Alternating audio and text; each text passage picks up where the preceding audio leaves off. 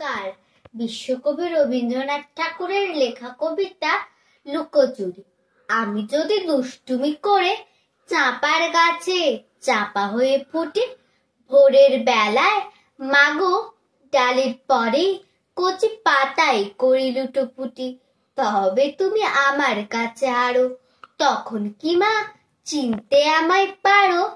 তুমি ডাকো খোকা, কোথায় ওরে? আমি শুধু হাসি চুপটি করে। যখন তুমি থাকবে যে কাজ নিয়ে, সবই আমি দেখব নয়ন মেলে। স্নানটি করে চাঁপার তলা দিয়ে আসবে তুমি পিঠেতে চুল ফেলে।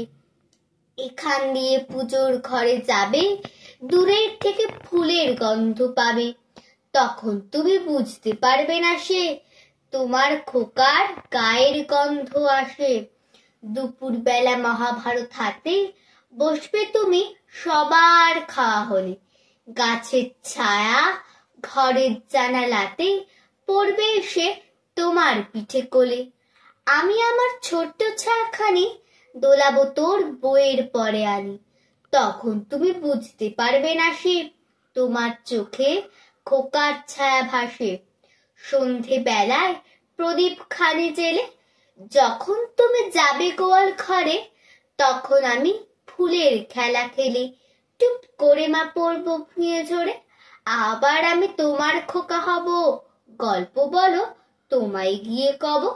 তুমি বলবে দুষ্টু ছিলি কোথা, আমি বলবো না সে কথা। নমস্কার।